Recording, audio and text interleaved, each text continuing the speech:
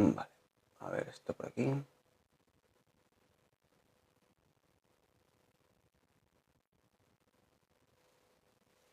Ok, muy bien. Buenos días. Estamos listos. A ver si se escucha esto bien. A veces no sé si se escucha mejor con el micro o sin el micro, la verdad. A veces pienso que sin el micro se escucha mejor. Hola Teresa, buenos días. ¿Tienes ahí a Miguel o ha salido?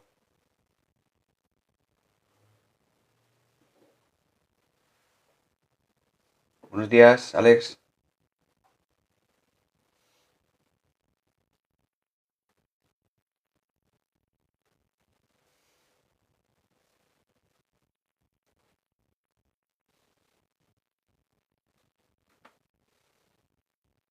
Vale, lo tenemos.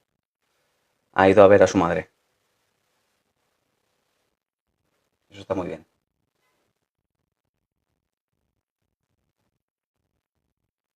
Buenos días, Francisca. Bueno, empezamos ya fuertes, ¿eh? Vamos a ver las preguntas que tenemos ya de antemano. Hola desde La Coruña, Betanzos. Betanzos es una ciudad de allí. No la conocía. ¿O es un pueblo pequeño?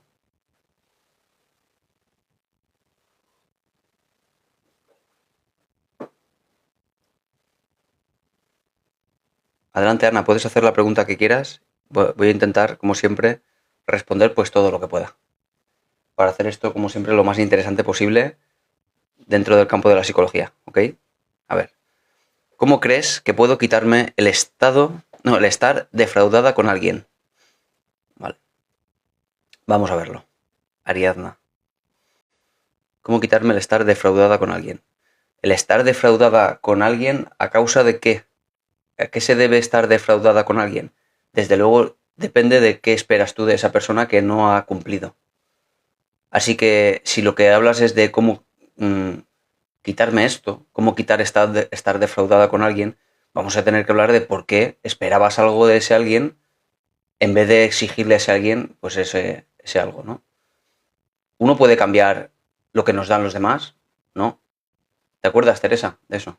Uno no puede cambiar de los demás aquellas cosas que espera de él. Puede cambiar, eso, puede cambiar, no, perdón, lo he dicho al revés. Uno puede cambiar lo que espera de los demás, pero no puede cambiar lo que nos dan los demás. Eso es, eso sí. Es importante este matiz, porque es que vamos constantemente pidiendo a los demás que nos den cosas, y a veces, y no digo darnos de forma material, pedimos que se comporten como esperamos que nosotros, como es lo bueno, lo que es adecuado, lo que debería ser, y nos lleva a pasarlo un montón de veces muy mal. ¿Y si no esperásemos nada de los demás? Las expectativas son ese lanzar a futuro, pues digamos, esa necesidad de que los demás se comporten de una determinada manera. Y no está mal. Yo siempre digo que las expectativas no es que sean malas. Si tú pulsas en el teclado del ratón y haces clic, tú esperas que dentro de la pantalla el ratón se mueva y haga clic, porque es una expectativa que has desarrollado en base a las experiencias anteriores. Así de sencillo. Pero cuando hablamos de la conducta de los demás, de nuevo, vamos esperando que se comporten de esa manera porque tenemos una experiencia con esa persona. Ser demasiado rígidos con esa expectativa nos va a hacer pasarlo mal y sentirnos defraudados. Por ejemplo, si somos flexibles, asumiremos que no tienen por qué comportarse como tú esperas y por lo tanto no sufriremos por ese motivo. Mi cumpleaños, mi marido, no compró tarta ni velas. Fíjate, Ariadna, algo muy común me pasa a mí, ¿eh? Yo también soy marido y me pasa a mí a veces se me olvida el cumpleaños de mi mujer, ahora menos porque hace ya muchos años. Pero al principio se me olvidaba el cumpleaños. A ver si está mi mujer por aquí, le digo que sube y os lo cuente. Porque a mí a veces se me olvida. ¿Por qué razón? Porque para ti, Ariadna, es muy importante los cumpleaños y que los demás, tus importantes, las personas que son cercanas a ti, que se acuerden y que refuercen o validen esa emoción que tú sientes. Pero no es especial ni necesario para los demás. Solo es para ti. Tú no puedes exigirle a los demás que tengan tu misma expectativa con respecto a los cumpleaños. No es que no puedas, lo puedes pedir. Pero ¿qué va a pasar cuando no te den aquello que tú esperas? Pues precisamente esto, decepción. No es algo absolutista. solo es cómo tú lo percibes.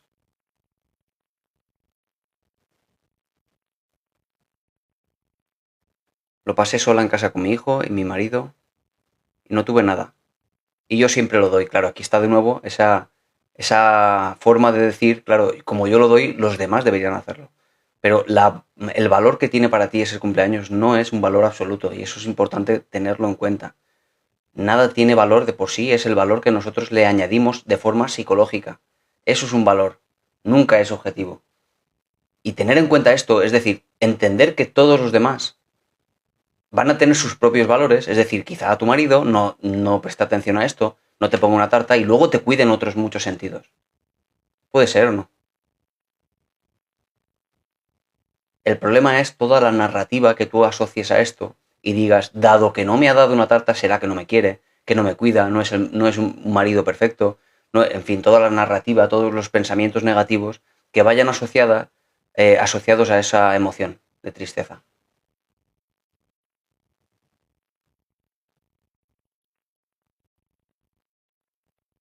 Buenos días, yo voy a una psicóloga y no sabe darme herramientas. Pues depende del problema que tengas, Egipto. ¿Qué problema tienes?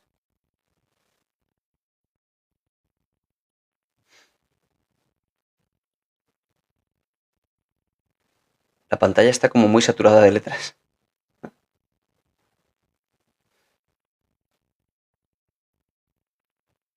Pues sí, puede ser. En cualquier caso, Josh, la pantalla está como muy saturada de letras desde tu punto de vista. Claro. Habrá gente que le parezca maravilloso. Sí. Y dado que soy psicólogo, lo tengo que ver así.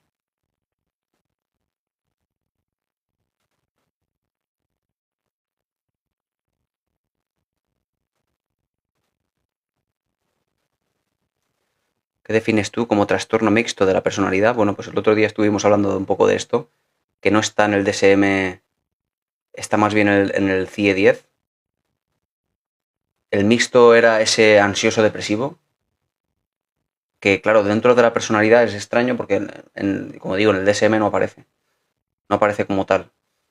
Pero bueno, entiendo que al final es un patrón pues rígido, constante, progresivo, que se mantiene en el tiempo, que se extiende en muchos contextos respecto de la ansiedad, sobre todo.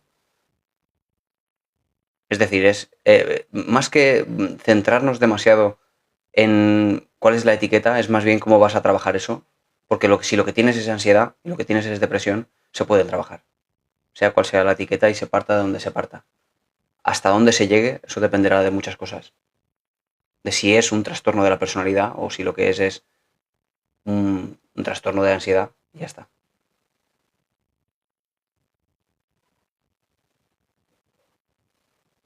Quisiera hacer una pregunta, ¿cómo se puede seguir teniendo sentimientos de cariño y de amor por personas que nos han hecho daño?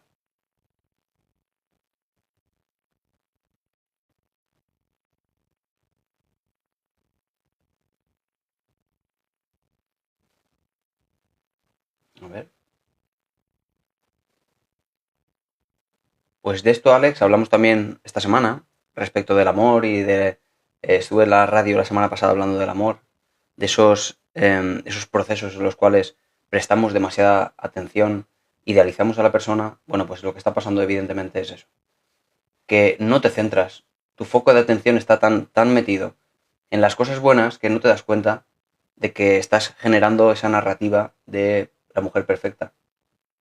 Y tienes que luchar en contra de eso porque no es perfecta, evidentemente. Si te ha hecho daño, no es tan perfecta. Si a esa narrativa, a esa forma de verla a ella, le añades también todo lo malo y te acuerdas de todo lo malo de forma voluntaria, cuando la idealices, vas a empezar a generar una narrativa al menos más realista de quién es esa persona, ¿no? Tampoco se trata de demonizarla, ni mucho menos. Jamás hay que alimentar pensamientos negativos de tipo, es ella la mala de la película, yo soy víctima, porque al final te vas a sentir mucho peor, vas a sentir rabia, pero no podemos tampoco idealizar a la persona, porque nadie es perfecto, absolutamente nadie. Nosotros vamos a tener que poder jugar con nuestra mente en ese sentido, con tal de no dejarla retroalimentar esos pensamientos de forma completamente natural, porque los pensamientos siempre van a ir en coherencia con las emociones. Todo lo que generemos en contra va a ser, pues eso, contracorriente. Es un trabajo que va a haber que hacer.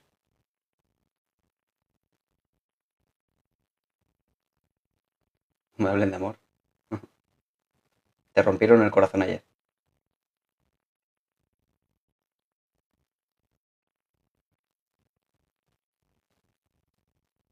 Mira, muy buena pregunta. Cuando ayudas a alguien, nos dice Marcos, ¿cómo haces para que valoren lo que para ti es un esfuerzo o sacrificio? No lo haces, Marcos, no lo haces, jamás.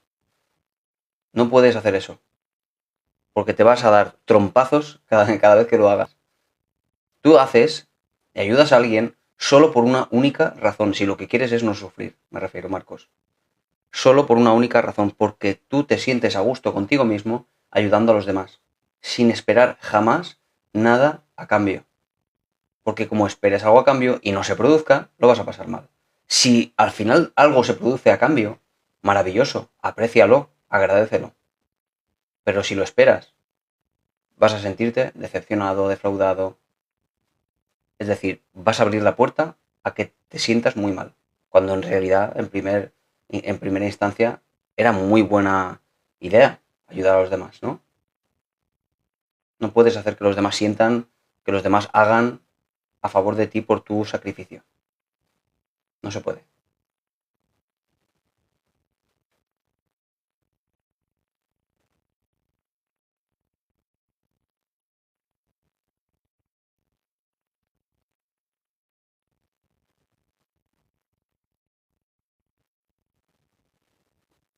Vamos a ver. Tenemos aquí muchas preguntas, como siempre, dispares. Vamos a ver, a ver, a ver. Sígueme, siempre te apoyaré, me dices, Georges, pero te tengo que seguir para que me apoyes entonces. Es una transacción, Georges. Es una especie de trato. ¿Cómo decidiste ser psicólogo? Pues no sé cómo lo decidí, pero me gusta. Me gustaba la idea antes de estudiar, la idea de poder ayudar a los demás. No tanto porque yo me viese a mí mismo súper empático, afectado por los problemas de los demás, no tanto por eso, sino porque me veía muy resolutivo. Veía en las historias de los demás, historias muchas veces enrevesadas, me veía capaz de encontrar soluciones a los problemas. Y es una de mis habilidades naturales. Es decir, yo cuando me cuentan una historia, enrevesada, como digo, porque suelen ser enrevesadas, me refiero enrevesadas a que no se ven soluciones. No se ven, nada más que se ve pues el nudo grande. Y yo desde siempre, ante este tipo de manifestaciones, he encontrado posibles soluciones de forma natural. La empatía es algo que también se desarrolla, son técnicas al final, pero creo que era bastante bueno en eso, desde siempre, en encontrar soluciones a los problemas. Eso es lo que también hace en otros ámbitos, pues no sé, un informático, un matemático, buscar soluciones a los problemas. En este caso es a los problemas humanos y a las historias complicadas de la gente, pero operan en este mismo sentido. Siempre he sido racional, siempre he sido resolutivo, eso tiene que ver con mi personalidad. Quizá por eso estudié psicología.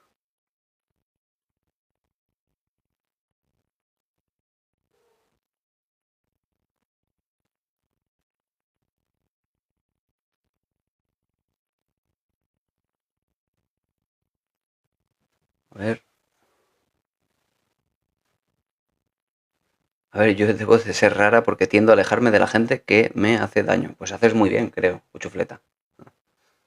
A ver, es decir, haces bien, ¿por qué razón? Porque sobre todo cuando son estas personas de las cuales es sencillo alejarte, pues está bien al final.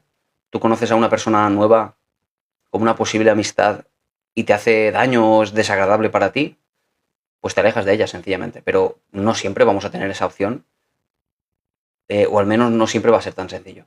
Así que la capacidad, la flexibilidad de poder estar con personas a pesar del daño que nos causan, pues es desde luego una habilidad psicológica que se puede aprender. Siempre digo que hay que dejarse de lamentaciones y buscar soluciones.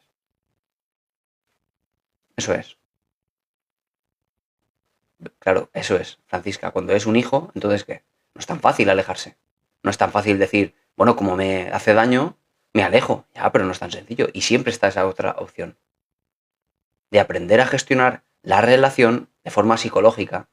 Y no solo psicológica, sino inclusive en la propia interacción. Es decir, la asertividad, el día a día, el aprender a buscar soluciones, el aprender a negociar, todo eso.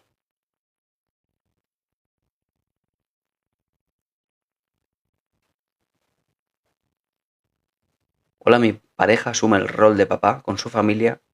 Tenemos hijos y no avanzamos por ese motivo. ¿Qué es avanzar para ti? Catalina, ¿avanzar a qué te refieres?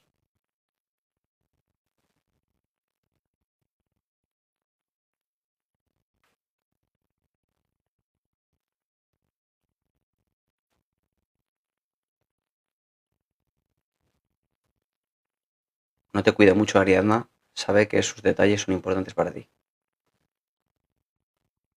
Pero te compensa, Ariadna, te compensa estar con tu pareja, entiendo, porque al final tendrá cosas buenas, entiendo, ¿no? Él tiene cosas buenas. A pesar de que no es el mejor en acordarse de los cumpleaños, pero ¿tiene cosas buenas o no?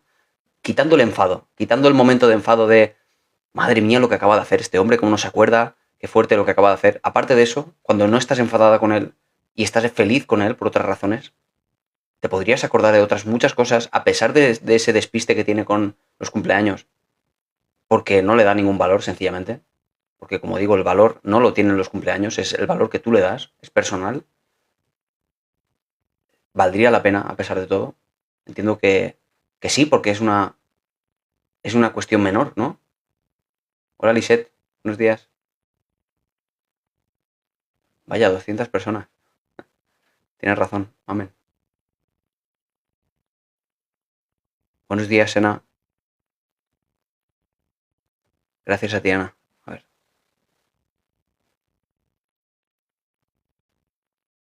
Me acabo de despertar sudando. Pasé un mal día. ¿Puede ser por eso? ¿Por qué razón? ¿La sirve? Bueno, la respiración te puede servir en el caso de que lo que te pase es que tengas ansiedad. Pero claro, tener un mal día no es una buena definición de lo que te pasa.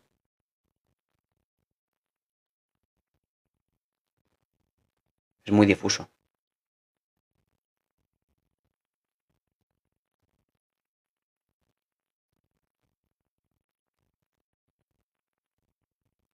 A ver, a ver, porque tengo un montón de comentarios aquí y como cada uno es de un padre y de una madre, a veces me cuesta centrarme. A ver, estoy en el cuarto porque molesta el ruido. A ver esto de dónde viene.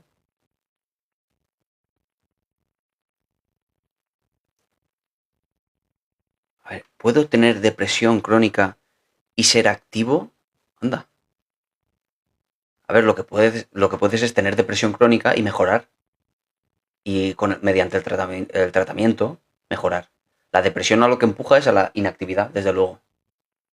Pero habrá momentos, habrán episodios más intensos, habrá momentos en los que estés un poquito mejor y estés más activo, y luego acontecerá otra vez un momento en el que estés más de bajón. Es decir, sobre todo lo que me parece interesante de esto es que quizá si eres activo estés mejorando. Otra cosa es que la etiqueta a ti te diga que tienes depresión crónica, porque es lo que dice el diagnóstico, pero eso no significa que tú no puedas mejorar. Desde luego, ser activo, Pepillo, supone una mejoría contra la depresión, dado que la depresión es una tristeza generalizada que lleva a cada vez hacer menos cosas, porque no tienes ganas. Y a toda la rumia y pensamientos repetitivos de lo malo que haces, lo mal que haces las cosas, lo poco que vales, etcétera, que de nuevo empujan a cada vez hacer menos cosas. Pero si haces cosas y ves que al final puedes hacerlas y te demuestras a ti mismo que las puedes hacer, pues estás demostrando, al final estás probándote a ti mismo que en realidad esos pensamientos son erróneos. Con lo cual me parece una buena evolución. Pero claro, eso no quita la etiqueta que tengas de depresión crónica. Eso es una etiqueta, nada más. Eso no impide que mejores.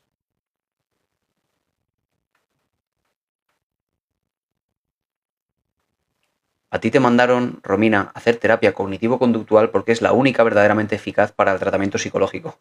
Los demás, pues no es científico. Es lo que se estudia en la carrera de psicología, en el grado de psicología. Terapia cognitivo-conductual. Por eso te mandaron esa terapia.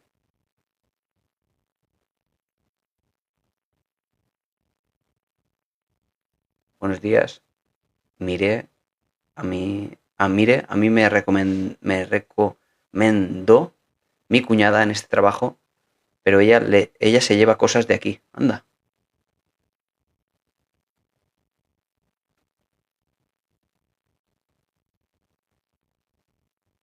A ver, a ver. Es decir, tú entras en un trabajo recomendada por tu cuñada y te das cuenta cuando entras que tu cuñada no está teniendo una conducta demasiado moral, ¿verdad?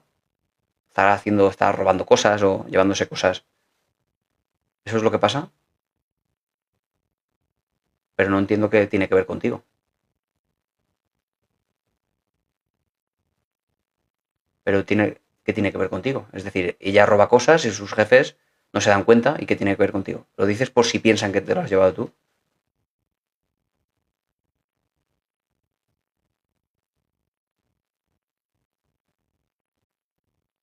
Es decir, tienes dudas de si decirlo, si denunciarla, por así decirlo, dentro de la empresa. Pero es que a lo mejor tampoco va contigo, ¿no? ¿Y por qué asumes esta responsabilidad? Si ni siquiera llevas mucho tiempo en la empresa, acabas de entrar, de hecho. ¿Por qué asumes una responsabilidad que ni siquiera tiene que ver contigo? Que ella robe o no robe, no depende de ti. Ni quiero decir que tú acabas de entrar. Si ella robaba antes, bueno, pues vamos, era de antes y será después de que tú te vayas incluso. Nada tiene que ver contigo todo esto. ¿Por qué a ti te afecta de ese modo? Porque estás asumiendo el rol de protectora, de salvadora del mundo. Te tengo que solucionar esto.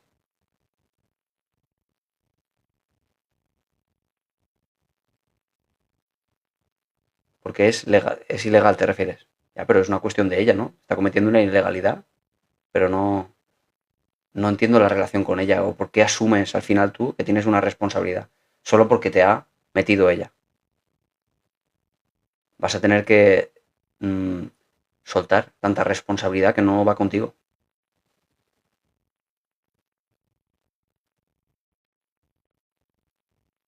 Es que claro, vale, entiendo que me falta contexto, ¿eh? Me afecta porque lleva y nos deja sin nada de cosas. Es que claro, no estoy entendiendo quizá algunas cosas, ¿eh? A ver, ¿qué cosas se lleva que son importantes en sí mismas para el trabajo? A ver, es que no estoy entendiendo esto. ¿Se lleva cosas importantes para el trabajo? ¿Qué es una casa donde hacéis qué? Que no, hay algo que quizá no lo he entendido, ¿eh? Eso es el problema de preguntas así un poco generales. Sí, pero no entiendo lo que se lleva que sea un peligro para el trabajo, para el ejercicio del trabajo.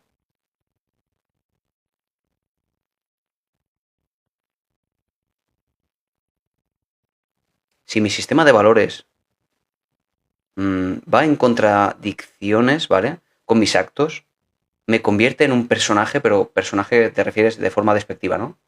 En una especie de, bueno, de hipócrita. ¿Podemos decir de hipócrita?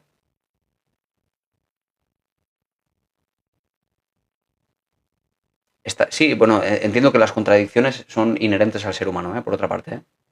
Las contradicciones son inherentes, pero ¿cómo tú vas a poder adaptarte a eso? Es decir, tú puedes, por ejemplo, tener entre tus valores esenciales de la vida la fidelidad y luego de pronto eres infiel a tu pareja. Es posible que pase.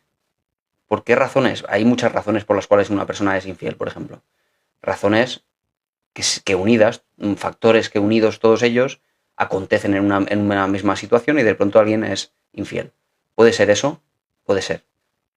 ¿Eso supone, por tanto, que eres mala persona y que ya no hay nada que hacer y que vale la pena que no sigas viviendo? Pues tampoco es eso, en absoluto. Se trata de que vas a tener que reajustar esa forma de machacarte a ti mismo de tal manera que intentes entenderte por qué pasó aquello, las circunstancias, sobre todo intentando cambiar aquello para que no vuelva a suceder. Pero siempre tenemos que tener cierta flexibilidad, entender que los valores nos tienen que guiar, pero no tienen que ser una trampa. Los valores solo tienen que ser aquella forma que tenemos de vernos a nosotros a futuro que nos guste, que nos motive a ser mejores cada vez. Pero no pueden ser una trampa. ¿Por qué razón? Porque si en algún momento pues alguien considera que es muy responsable y en un momento dado pues pasa algo y no es tan responsable. Puede pasar, sí puede pasar. ¿Cómo vas a asumir ese golpe? ¿Cómo vas a narrarte esa situación con tal de soportar el golpe? Es importante eso, la flexibilidad cognitiva. No podemos ser rígidos ni con valores, ni con pensamientos, ni con creencias, ni con expectativas, porque nos van a traer un montón de problemas, un montón de malestar psicológico.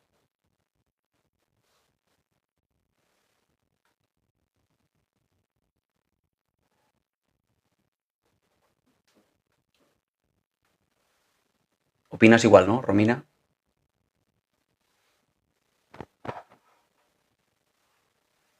A ver, que me apunta aquí una cosa.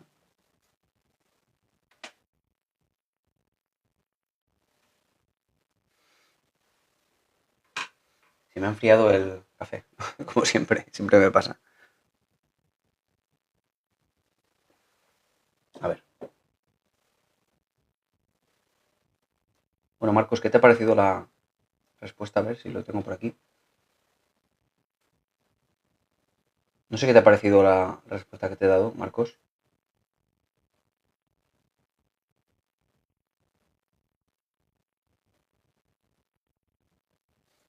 ¿Qué rasgos tiene siempre una persona narcisista? Es que siempre sale el tema del narcisismo, ¿eh? Gracias, Fer Bras. Siempre sale el narcisismo.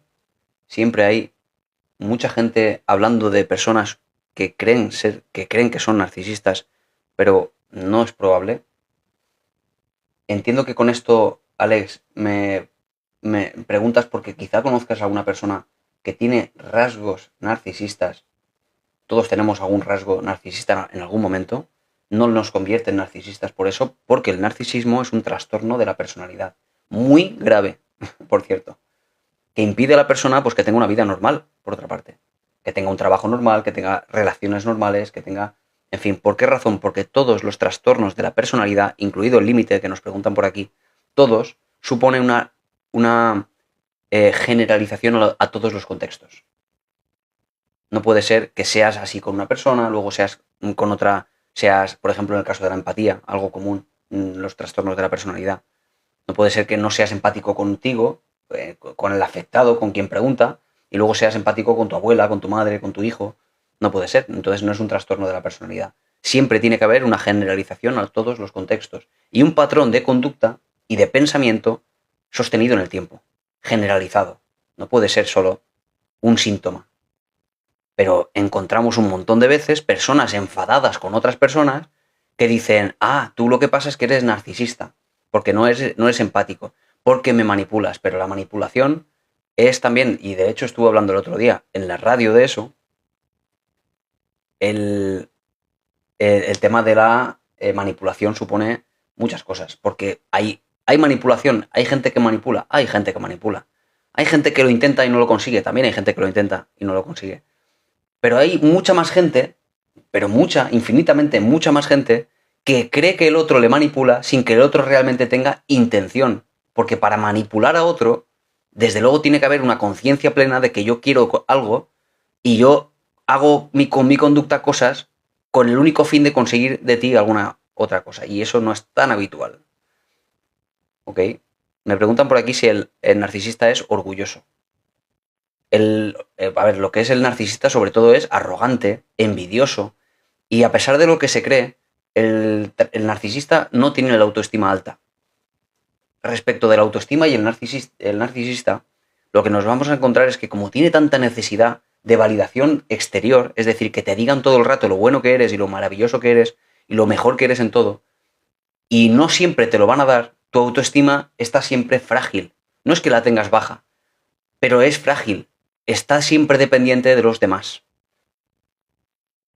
Esa es la idea. Y si manipulas por un fin y para ayudar a otros, claro, pero habría que llamarle manipulación. Claro, es que mira, Romina, tú cuando vas por la calle y uno de Cruz Roja te dice, mira a los niños del África, no sé qué, y te dice y te enseñan una foto, o incluso te asaltan con la vergüenza y te dicen, no vas a ayudar a estos niños pobrecitos, mientras tú vas tan tranquilo por la calle, te está manipulando, sí, porque está mediante unos argumentos intentando generar en ti una emoción de vergüenza, de culpabilidad, y te está manipulando. En este caso, ¿con qué fin? ¿Con el fin de hacerte daño? No, con el fin de ayudar a otras personas, con el fin de recaudar unos fondos que van a ser, al final, una cuestión de altruismo, por otra parte. Pero no deja de ser una conciencia plena de qué es lo que está haciendo como una técnica para conseguir un fin. ¿Hay manipulación? Sí, eso sería una manipulación. Pero ¿y esa persona que se enfada con nosotros? Y esa persona que tú dices, es que me manipula mi pareja porque cada vez que hago algo se enfada para que yo no me vaya con mis amigos. No te está manipulando. Porque esa persona, esa pareja, no finge estar enfadada para conseguir de ti que tú no te vayas. No, es que se enfada realmente. No controla ese enfado, se enfada y manifiesta el enfado de la peor forma. Probablemente eso no es manipulación. Porque la manipulación supone una alta gestión emocional para poder hacer aquello que sabes que va a funcionar en el otro. No es lo mismo. ¿Ok? Con lo cual, por eso decía antes que lo más probable siempre que alguien dice es que mi pareja es narcisista, es que es un manipulador, lo más probable es que no lo sea. Pero altísimamente probable. Hablamos de muy, muy alta proporción. Manipuladores hay muy pocos, estadísticamente hablando. Manipuladores patológicos, me refiero.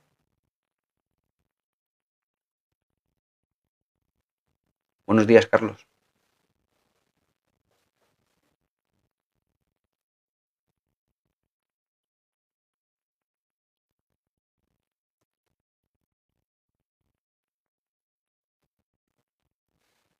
Gracias, Romina. Te veo muy interesada en el tema.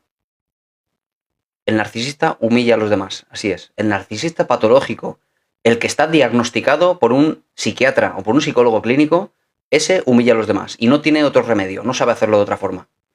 ¿Ok? Es muy importante entender que no cualquiera es narcisista porque nos caiga mal y porque se enfade de vez en cuando y nos haga sentir mal. No, eso no es narcisista. Pero el que es narcisista, el que verdaderamente es narcisista con una patología, con un trastorno de la personalidad que no tiene cura, por otra parte, ¿vale? Ese sí tiende a humillar a los demás. Sí tiende a explotar a los demás. ¿Vale? ¿Por qué razón? Porque tiene entre esos patrones rígidos de pensamiento la creencia errónea, probablemente errónea, de que es el mejor en todo, de que es mejor que tú y que es único en el mundo. Con lo cual, ¿cómo no te va a humillar si tú eres inferior a él? Es normal que te humille. Cuando tú manifiestes cierta discrepancia con él, te va a tratar con esa arrogancia de tú quién eres para decirme a mí. Claro. Pero es normal, es entendible, porque no sabe verlo de otra forma. ¿Entendéis? ¿Entendéis qué mal se pasa cuando estás encerrado en una forma de pensar probablemente errónea y que no puedes salir de ella? Es terrible. Y digo errónea porque muchas veces los narcisistas patológicos, teniendo en cuenta que ellos son los mejores en todo, después se enfrentan a una realidad que les da de bruces en la cara y les dice, toma, esta es tu nota de un examen. Dice, no puede ser, ¿cómo he sacado un 3 en un examen? Si yo soy el mejor en todo, es imposible. Eres tú que me estás intentando controlar o bloquear mi excelencia y eres tú, claro, se pasa muy mal. ¿Entendéis? Pasa muy mal.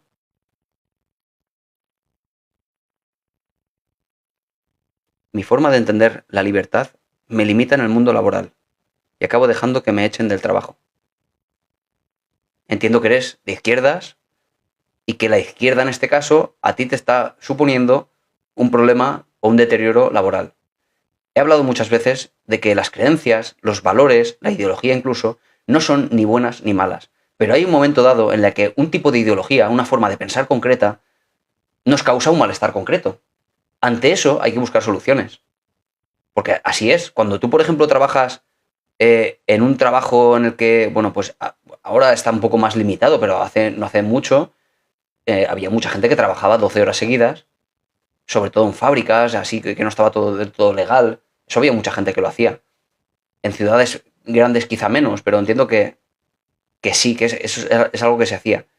Claro, cuando la gente lucha por entrar a una empresa a trabajar porque no hay trabajo, y de pronto alguien consigue entrar y tener la suerte, entre comillas, de entrar a un sitio así a trabajar, claro, de pronto empiezan a desarrollarse de forma automática, dadas tus creencias, tu ideología, pensamientos de tipo, qué injusticia, porque tengo que estar yo aquí tanto tiempo y encima para lo que me pagan, y por qué encima vienen y me exigen y me dicen, claro, tú lo que quieres es trabajar porque necesitas el dinero para vivir. Y esa creencia, esa ideología, te está causando malestar. No es el trabajo lo que te lo causa, es esa expectativa que tú tienes que no se cumple. De nuevo hablamos de cómo psicológicamente uno lo acaba pasando mal y no podemos echar la culpa ni a los demás ni al contexto de ese malestar. Va más allá de eso. Claro, cuando entiendes eso, identificas el problema. Identificas que tu malestar no es el trabajo, tu malestar no es tu pareja, tu malestar no es tu madre, tu malestar es cómo tú estás interpretando toda esa realidad. Y por lo tanto, identificado el problema, buscamos soluciones.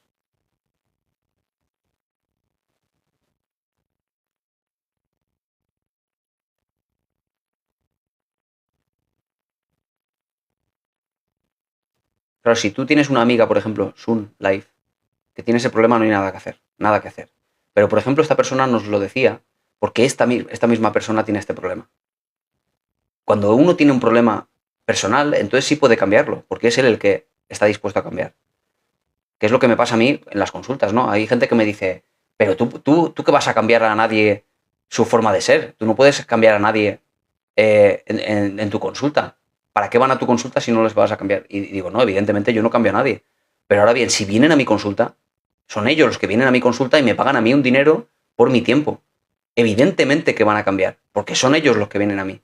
Yo no voy buscando a la gente para cambiarla, porque no funciona. Pero si son ellos los que vienen pidiendo mi saber psicológico para cambiar creencias profundas, para cambiar patrones de conducta, porque están pasándolo mal, claro que van a cambiar. Evidentemente que van a cambiar. Porque de hecho vienen buscando eso. David, ¿dirías que Zil era un psicópata con delirios? ¿Quién es Zil? No sé quién es. ¿Quién es ese Zil?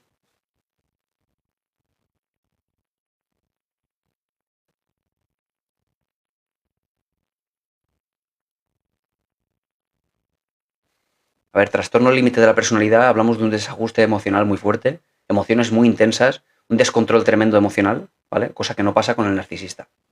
El narcisista no tiene nada que ver, ¿vale? Es la arrogancia, es el extremo de la grandiosidad, ¿vale?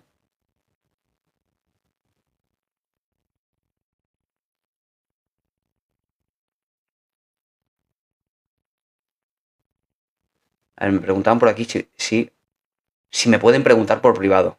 A ver, siempre lo digo. Estos directos yo los abro precisamente para poder contestar preguntas. No puedo contestar en privado preguntas pues, uno a uno porque me preguntan todos los días un montón de preguntas. Un montón de gente me pregunta por privado. Pero yo abro este espacio precisamente para eso. No tengo el tiempo para contestar uno a uno preguntas además a través del chat que me llevaría a estar una hora y pico más, aparte de la hora que ya dedico aquí cada día. Es imposible, por lo cual no lo hago. A no ser que lo que queráis es pedirme una consulta privada. Si queréis una consulta, yo os busco un hueco y hacemos una consulta psicológica porque necesitáis terapia. Eso es otra cosa, ¿vale? Pero si lo que queréis es que os conteste preguntas, por aquí. Si no lo contesto, volvéis a preguntar. ¿Vale? Que yo estoy aquí todos los días, ¿eh? Todos los días a las 10.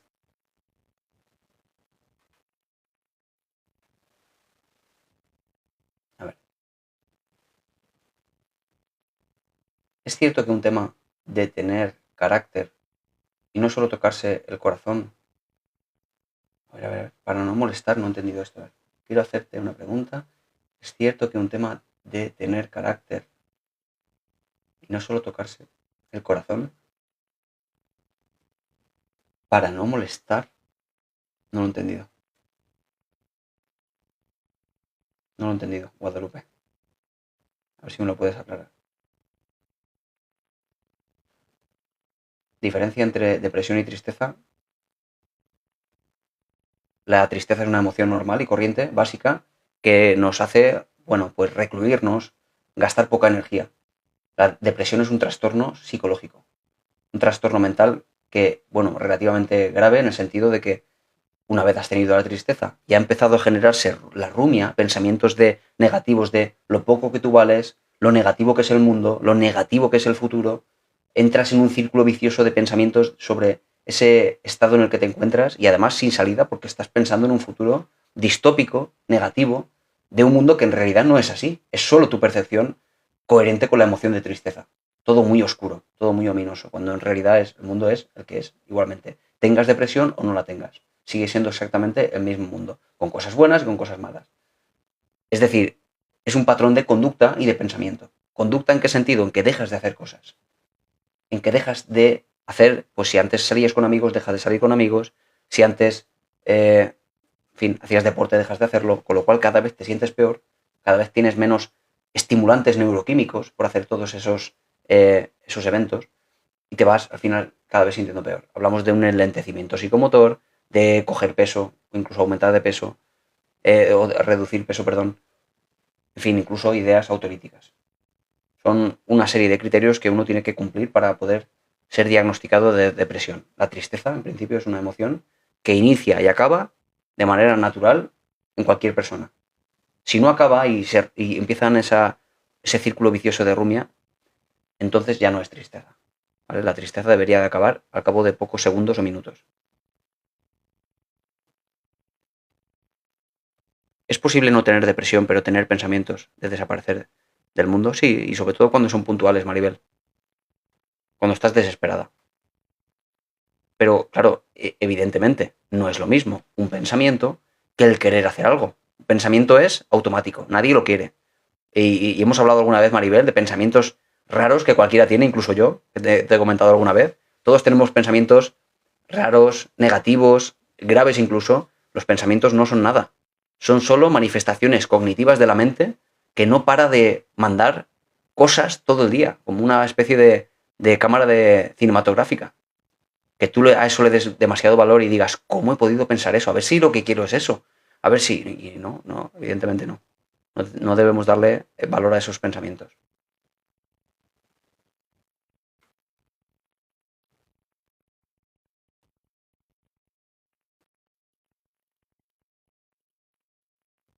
En todas las relaciones existe el utilitarismo. Eso nos hace manipuladores desde la cuna. Claro, entiendo que manejas, Pepillo, manejas en tu mente una serie de narrativas coherentes ideológicamente hablando, porque no deja de ser en parte, pues, una relación también política de todo esto. Yo creo que también, independientemente de que esto que postulas sea verdad o no, porque yo no lo sé, yo podría decir mi teoría, tú podrías decir la tuya, pero podríamos preguntar a 100 personas y encontrar 100 teorías diferentes ante la misma manifestación, ante lo que es una relación. Pero lo que yo sí sé, porque yo te puedo hablar de lo que sí sé y no de lo que no sé, lo que sí sé es claramente que una forma de pensar determinada genera emociones. Si tú crees que todas las relaciones, en todas hay utilitarismo, así te vas a sentir a razón de esas manifestaciones que encuentres. Cuando tengas una relación verás utilitarismo en tu pareja hacia ti y tú mismo identificarás en ti mismo ese tipo de cosas. Solo por pensar que esto es así, aunque no lo sea. Eso sí lo sé, fíjate. Hay cosas que, como digo, no lo puedo saber. Hay cosas que, por ejemplo, si me dices del trabajo que te explotan, por ejemplo, si te explotan en el trabajo, yo no puedo saber si eso es explotación, si es porque yo sí sé que lo que está pasando es que hay una interpretación también de cómo es ese trabajo. Es que es importante entender cómo opera la ideología en la mente de una persona. ¿Es un problema? No, no es un problema la ideología si lo que hace es guiarte como un faro. Pero si te está limitando tu forma de pensar y te está generando, sobre todo, malestar en tu vida cotidiana, tienes un problema. Y hay cositas que cambiar. No por los demás, sino por ti, por tu malestar. Y eso no quita que vayas a las manifestaciones, que hagas todo el activismo que tengas que hacer, pero sin malestar. El malestar no aporta nada, en este caso. Así es, el pensamiento forma la realidad, tal cual. Y de esto no hay ninguna duda, ¿eh? Esto lleva siendo así desde el siglo XVII con Kant, desde la filosofía, hasta ya el siglo XIX con la psicología y la evidencia científica, que ahora ya está claro porque tenemos evidencia científica. Pero esto lleva siendo así desde hace pues toda la vida. El pensamiento genera la realidad, dado que la realidad jamás la ves. La realidad objetiva no existe. Siempre es una opinión de aquello que tú estás viendo. Y he propuesto muchas veces ejemplos pues, de más a menos absurdos, desde el tipo de esto es un vaso, todos estamos de acuerdo, al igual que si tú dijeras, pues hablar de política o de un hecho social, daría igual. Si tú ves este vaso, ¿estamos de acuerdo en que es un vaso? Sí. ¿Sabemos qué cantidad de agua tiene y lo podemos medir? Sí. Pero luego, respecto de esto, podemos valorar si el vaso es mejor o peor, si si es más transparente o menos, si es más alto o más bajo, si es más ancho o más estrecho. Todo eso son opiniones que vamos a meter a este vaso y es completamente subjetivo, no vamos a estar de acuerdo jamás. Estamos generando la realidad de lo que es ese vaso. Sea lo que sea ese vaso en realidad. Lo que Kant llamaba el no bueno.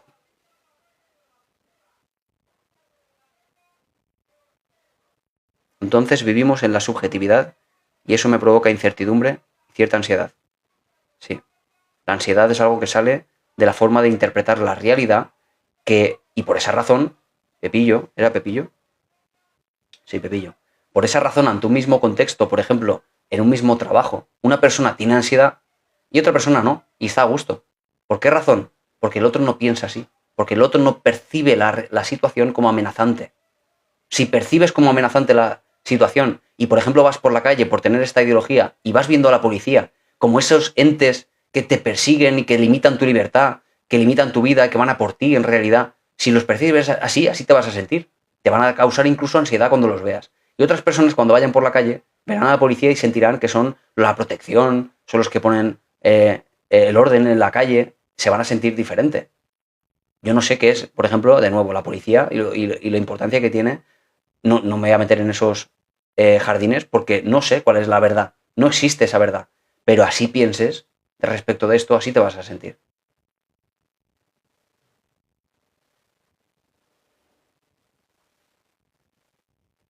¿Será algún trauma de la infancia? No. No tienes ningún trauma de la infancia necesariamente para tener esta manifestación.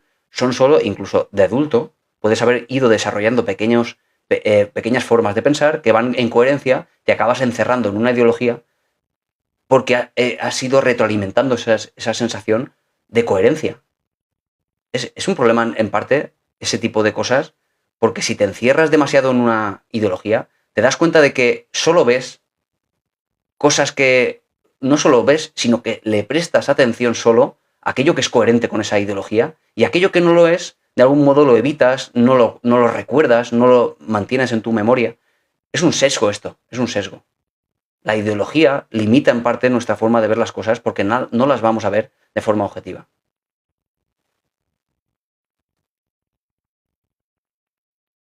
¿Por qué atraigo cosas que no me terminan? Uf, es que es muy subjetivo esto. A ver, vamos a intentar matizar esto, Rita. ¿Por qué atraigo cosas que no me terminan eligiendo? Ponme un ejemplo, porque no sé a qué te refieres.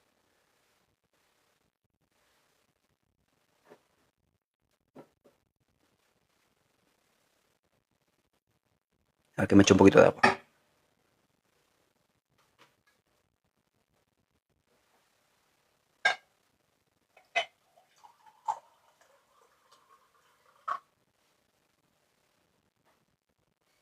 Ay, madre mía, me falta espacio aquí ya. Tanto cable y el ordenador y todo por aquí.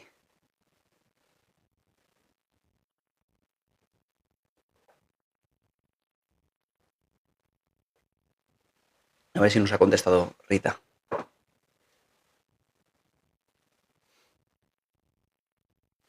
El estrés postraumático se cura, sí. Se soluciona, sin ninguna duda. A ver.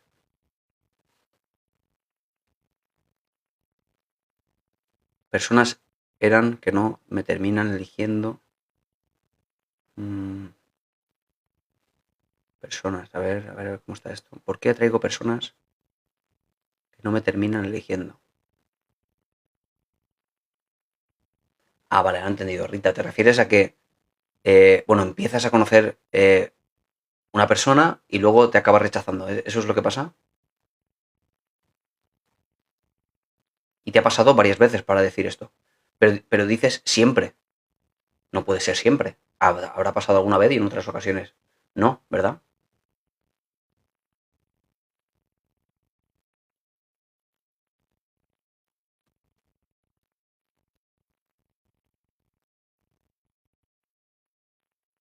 ¿Cómo saber si fui, bueno, esto no se puede decir aquí en TikTok, de niña? No tengo recuerdos de mi infancia. ¿Y por qué dudas de si ha pasado si no tienes recuerdos? ¿Por qué lo dices? User. Si no tienes recuerdos, ¿qué es lo que te hace pensar que sí? Curiosa pregunta, ¿no?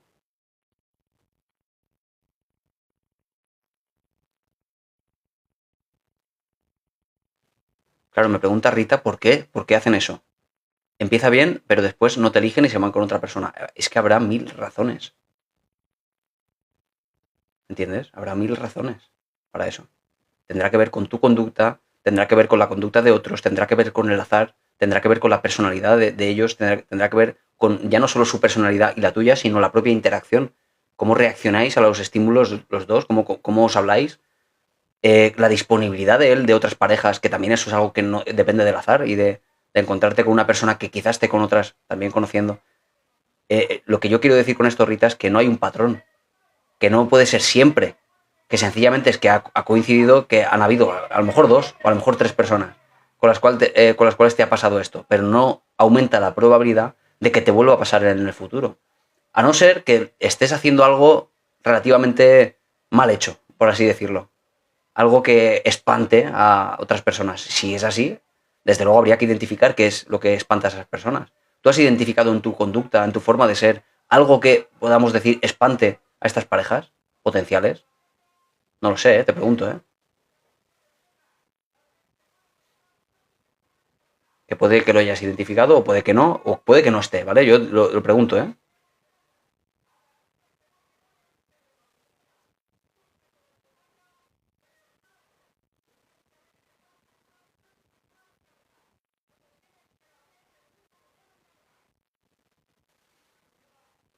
Bueno, voy a ir, hay un montón de comentarios, ¿eh? Somos ahora 224 personas. Como siempre, voy a intentarlo, ¿eh? Me voy a dejar un montón de cosas, mil cosas.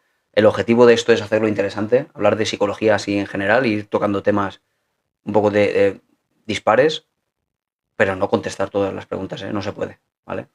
No. Entiendo que hay personas que se indignan y me dicen, es que no contestas y te pregunto, digo, bueno, claro, esto es un servicio público al final, es decir, esto lo hago gratuitamente, yo hago lo que puedo, ¿vale? Y exigirme más es algo vuestro, ¿vale? Que no se corresponde con mi intención divulgadora de la psicología, ¿vale? Hola, Nur. Bueno, tú ya estabas aquí, ¿no? Nur, he visto tu comentario ahora, pero tú ya estabas aquí. Eso es, que vuelven a preguntar otra vez, José, que por eso no sea. ¿Por qué solo me atraen los hombres no gays? No puedo iniciar, a ver, una relación con ningún chico, pero, pero tú te refieres, Manu, que solo te atraen, pero te refieres digamos, físicamente que no se les ve amaneramiento o que no, o que sean heterosexuales directamente. Porque un gay que no manifieste amaneramiento, por así decirlo, que sea bueno, muy parecido a un macho alfa tipo, ¿sabes? Ese estilo. ¿Habría algún problema con eso? ¿O es que tiene que ser heterosexual para que te guste? Es como una especie de morbo o algo así. Curioso, ¿no? ¿Por qué razón? O sea, que te gusta que sean heterosexuales, además. Independientemente de cómo sean. Bueno, independiente de cómo. No, independientemente de cómo sean. No. Claro, lo cual es un problema porque los heterosexuales, si son heterosexuales, evidentemente no les van a gustar los hombres. A no ser que no sean heterosexuales y lo que sean es heterocuriosos o algo así. Pero si son heterosexuales, puramente heterosexuales, desde luego es un problema. Porque no van a gustar, no le va a gustar un hombre. Y no puedes enamorar de un chico gay. Curioso problema, ¿eh? Esto habría que indagar más, ¿eh? Habría que ver por qué es complejo, ¿eh? Ahí hay cosas detrás un poco complejas. A ver, ¿por qué? Bueno, en otro momento lo vemos con más calma. Porque habría que indagar, me refiero. Habría que indagar más el por qué. No digo que sea un trastorno ni ningún problema, ¿eh? No lo digo por eso. Digo porque, claro, hay que indagar el por qué. Está todo detrás, ¿vale? Ay, Nur, es que ¿sabes qué pasa? Que el amor está en la vida cotidiana de todo el mundo. O por amor o por desamor. Entonces, es normal que la gente pregunte por esto.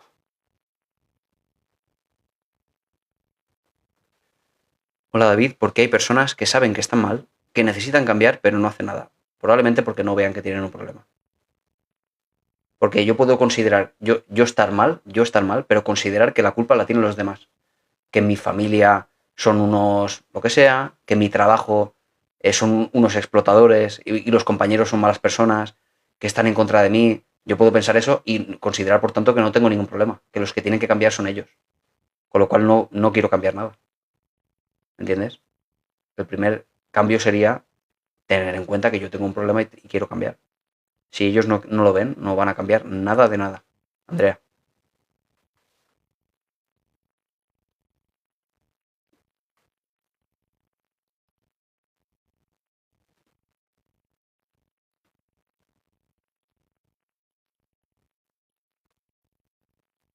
Bueno, estamos acabando, me quedan 4 minutos porque tengo luego un paciente, ¿vale? A las 11. Las 3 de la madrugada. Lilith. Tienes insomnio y te metes aquí a ver el directo. Hola Maribel. Sí, aquí, una Maribel aquí y otra allí también. Y, sí, y te está saludando Maribel. Otra Maribel que hay por aquí por YouTube. Manda saludos. Maribel Ortiz se llama esta chica.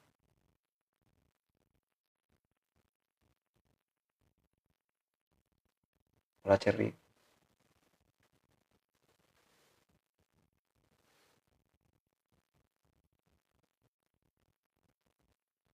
Si ves el problema, pero procrastinas o te disocias. Te disocias. No sé si sabes exactamente qué significa te disocias. ¿Qué entiendes tú por te disocias, Pepillo?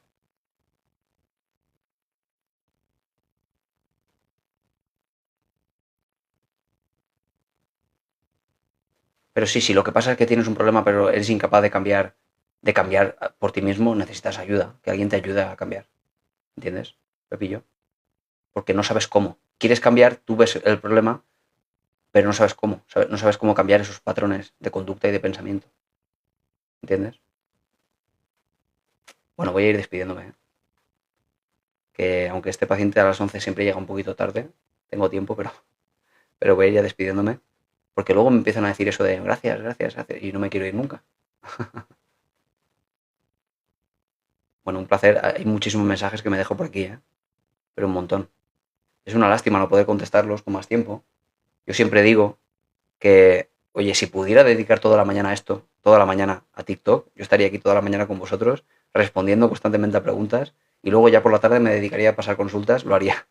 Pero dado que tengo que trabajar para comer, pues yo ahora me paso a las consultas hasta ya prácticamente todo el día, ¿vale? Con lo cual no se puede. Así que por esa vía, muchas gracias a los que me donáis pues rosas, diamantes y todo eso, y a los superfans que también aportan una ayuda económica al canal para que este canal, oye, pues crezca y vaya a más. Mira, Mare, desde que se ha enseñado a poner a hacer lo de las rosas. Muchas gracias, Mar. Bueno, lo dicho. Gracias, Rose. Te has suscrito, Lilith. Qué bueno que te encontré. Me alegro mucho que te guste el contenido. Gracias, Alex. Pues aquí hablamos menicico de psicología, en el sentido amplio. ¿Vale? Bueno, voy a marchar ya. Nos vemos mañana a las 10, ¿ok? Aquí me despido en YouTube. Adiós. Y me voy a despedir también de aquí de vosotros. No pude contestar. No he visto comentario. Hay un montón de comentarios por contestar. Aquí me preguntan por un informe. Bueno, mañana a las 10 en punto estoy aquí otra vez. Y seguimos, ¿vale? Bueno. ¡Ay! He cortado esto y no tendría que haberlo cerrado.